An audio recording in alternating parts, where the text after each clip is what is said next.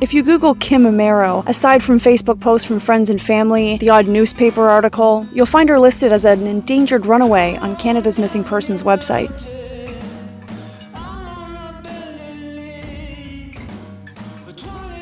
I don't know if Kim Amero is an endangered runaway. I don't think anyone can confirm that.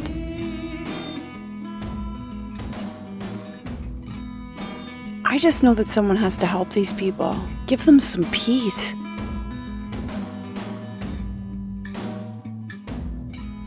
I'm Jaymee Splude, and this is Finding Kim Amero. Thank you for tuning in to Finding Kim Amero, Chapter 1, The Discovery. Whether you're listening to this on the podcast or you're watching this on this documentary, I appreciate you joining me for this journey. Now, whether you spend 5 seconds or 5 hours digging into the disappearance of Kim Amero on the internet, you're only going to find one truth. You'll find a lot of BS, a lot of speculation, a lot of rumor. But the one fact, the only fact that you'll find on the internet is that on September 3rd, 1985, Kim Amero, her sister Tammy, and 2 friends went to the Atlantic National Exhibition, the town fair to everybody else. Tammy had to leave early because she was grounded. Kim stayed with her 2 friends to watch the fireworks, and at some point during that evening, for reasons that are a little unclear, Kim excused herself from her 2 friends. She hasn't been seen or heard from since, so far. Now, you will find 4 running theories on the internet, and I intend to address them each individually. Theory number 1 is that she did just run away, never to come back. Theory number 2 is that her death was an accident, and person or persons have spent 32, I'm guessing, guilt-ridden years covering it up. Theory number 3 is that she was abducted by a stranger, and only that stranger knows her whereabouts today. And theory number 4 is that she went willingly with someone. She got into a car with a person, and that person turned out to be a bad person. And that person is the only person who knows where Kim Amero is today.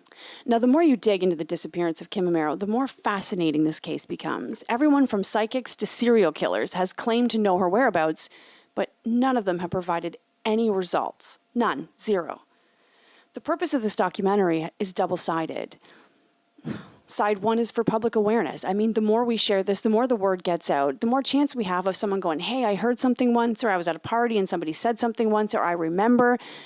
And we get closer to finding Kim Amero.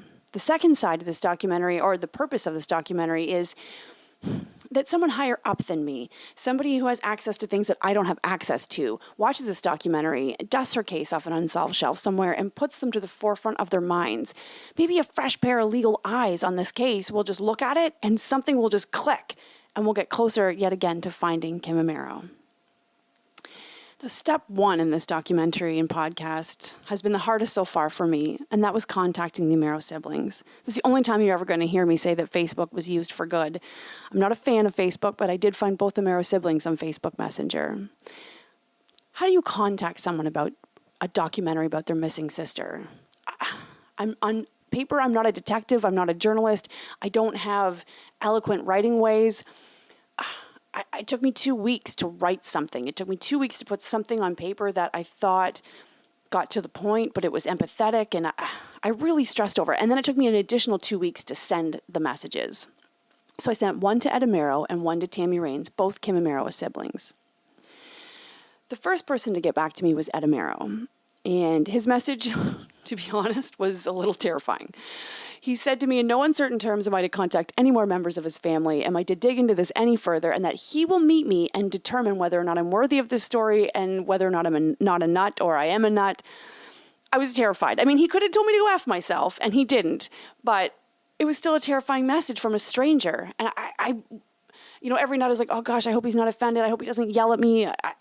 It was so stressful. So I show up at this Starbucks with a briefcase full of past writings for some unknown reason, and I forgot my wallet. I couldn't even buy this gentleman a coffee. I felt so guilty. I felt so bad.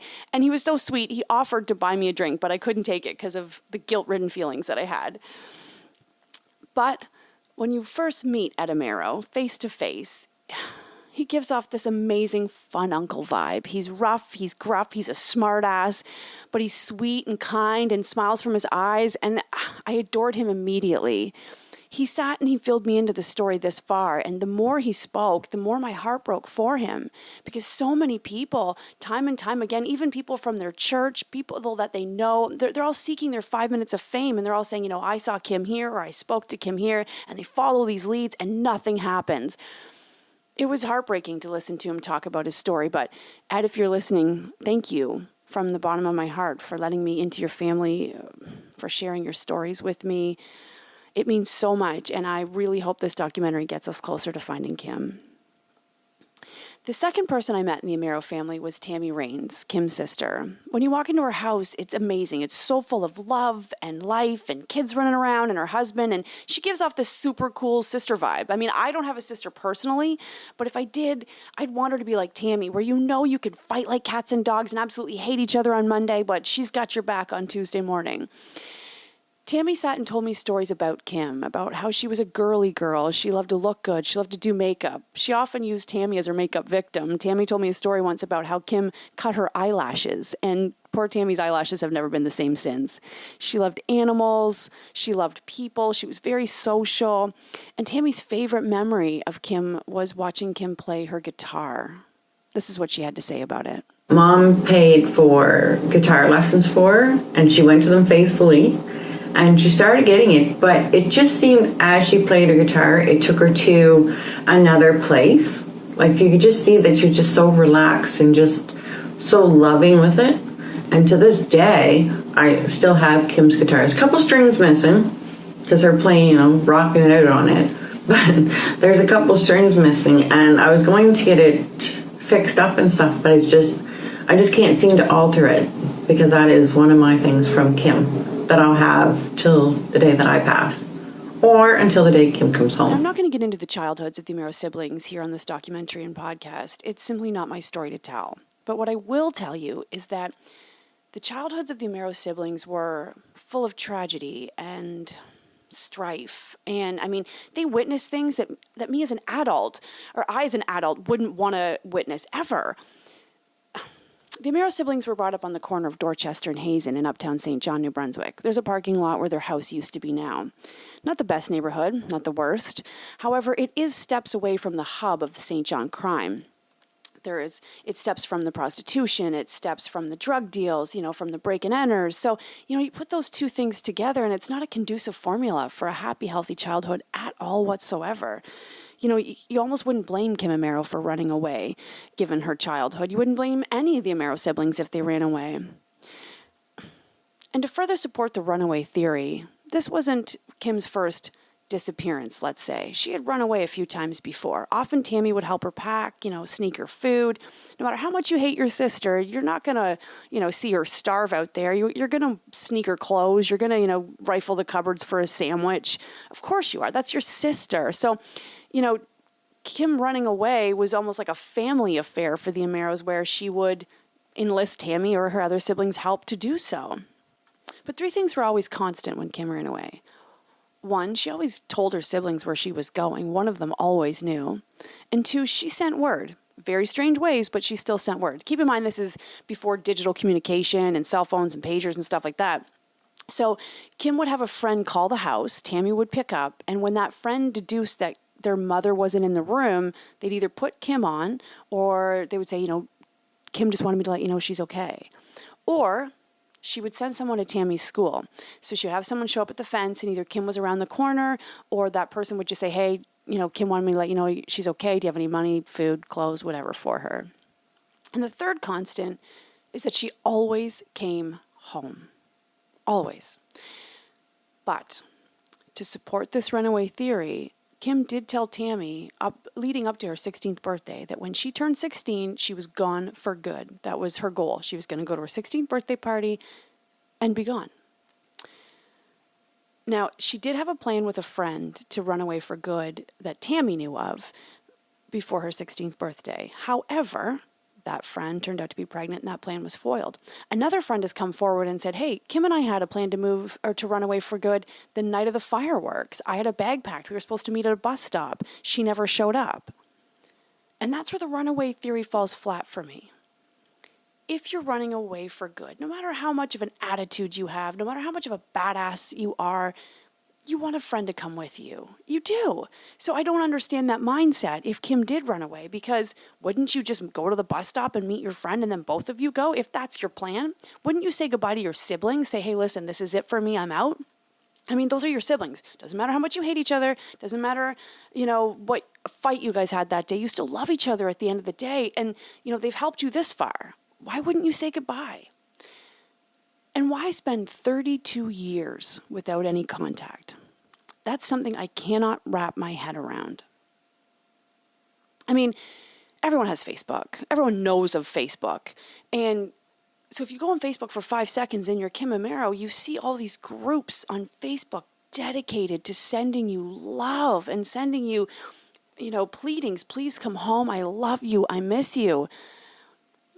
From what Tammy tells me and from what Ed has said, the look of love in their eyes when they speak of Kim, she wasn't a cold-hearted person that would just go, meh, I don't understand why you wouldn't just send a message, hey, I'm okay.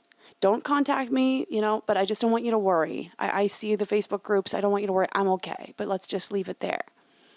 I can't see that happening. I don't know. Put yourself in her shoes. You have your childhood is shit. You have no money. You have no job. You have a friend willing to run away with you, and you just take off, and you 32 years, and you don't contact anybody.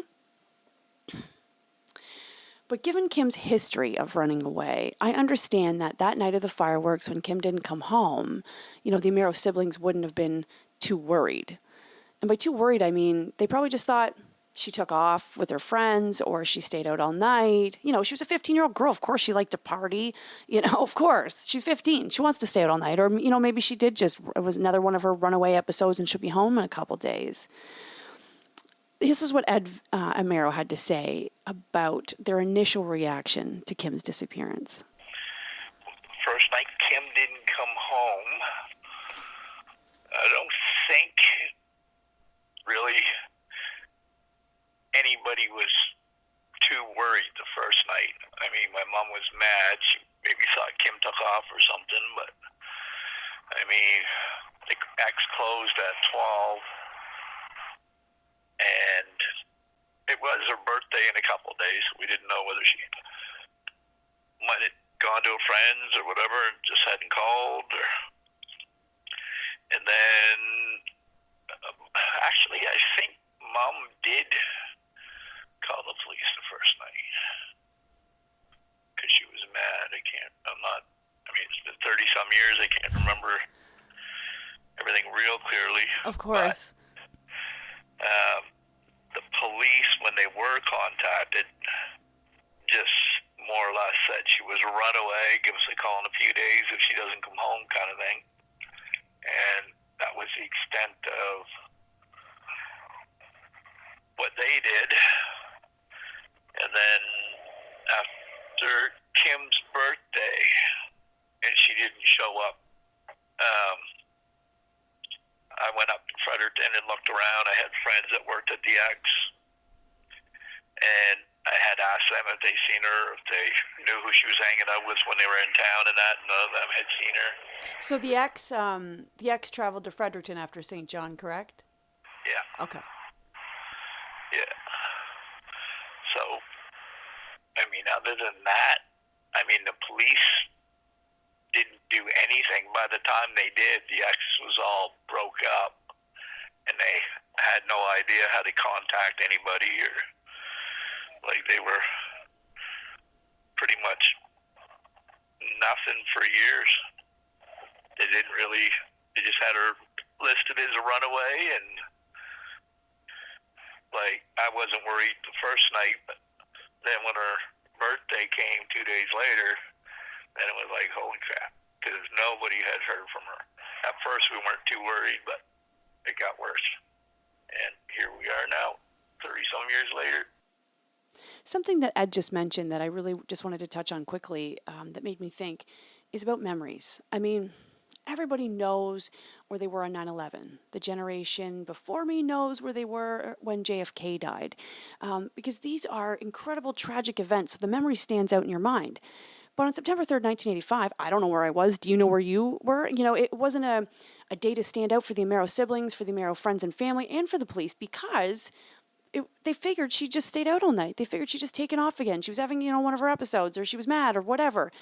So we're working off 32-year-old memories. And, the longer we go on and the longer it takes to find Kim, the less valid memories we have to go by, which is tough. That's tough.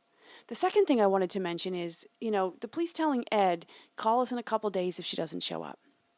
To me, that's crazy, because they do say, if it's an adult, not a toddler, that's different. But if it's an adolescent or adult, don't report them missing for 24 hours, right? That's what they say. But yet they build TV shows and documentaries off the crucial first 48 hours. They say that those 48 hours are the most imperative in finding a missing person.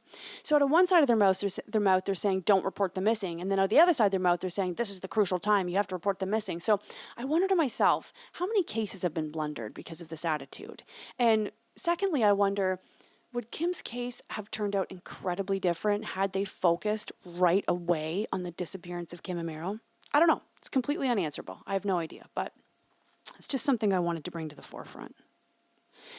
After Kim went missing, something strange happened. Two things strange happened. They weren't strange to Tammy Raines, but they will be strange to you and I.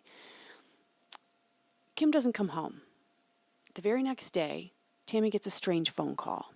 It was a phone call from a person who asked how her brothers were doing, how her aunts were doing, everybody but her mother. And Tammy thought, okay, here's the phone call to say that Kim's okay. So she waited. While she was waiting on the phone and talking to this person, her mother walked in the room, and her mother said, who are you talking to? And Tammy said, I don't know. Who is this? And then Tammy heard muffling as if the phone was being held to somebody's chest or somebody's stomach. And then the person just hung up. They never said, hey, Kim's okay, and hung up. Or they never said, Kim just wanted to know she's fine, hung up, nothing. It was just, that was the end of the phone call. And Tammy thought that was a little strange. Then the next day at school, a person comes to the fence, as per usual when Kim takes off. But this wasn't someone from Kim's crew. This wasn't a regular member of Kim's team, because, Tammy describes him as wearing an old brown 70s style leather jacket, the ones with the big, huge collars. And he was wearing cowboy boots, she thinks. And she saw him looking at her, and she figured, however, that this guy must be giving her a message. And so she went up to him and asked him what he was doing. But his response was, nothing. I'm doing nothing. Now, Tammy grew up in the same house as Kim. She also had the same fiery attitude. So she turns to the guy and says, well, then beat it, you perv. Get out of here. And he says nothing. He just continues to stare at her. So she walks away, goes about her recess. And when she was going in from recess, she looked up at him, and he was still looking at her.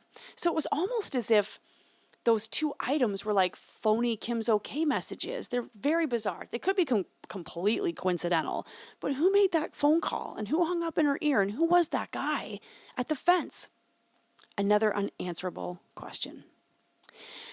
Now, to support the runaway theory, there have been many, many sightings, or many people looking for their 5 minutes of fame of Kim Amero. The police have thankfully followed up on every lead they possibly could, and again, zero results. Just 2 weeks ago, there was a lady in Oshawa, Ontario. Oddly, a lot of the sightings of Kim are in Ontario and in the GTA area, Greater Toronto area. This woman swore it was Kim Amero, and the police believed her so much so that they forced this woman to provide her passport to police to prove that she wasn't Kim Amero. I don't know if she really resembled the age-enhanced sketch, or if this person who reported it went, oh my gosh, I knew Kim back then, and this is what she would look like when she's older. I don't know. But the sightings keep coming in, keeping it an active case and keeping the information tough to share. But I think I'm going to leave the runaway theory here. One, because I struggle with buying it.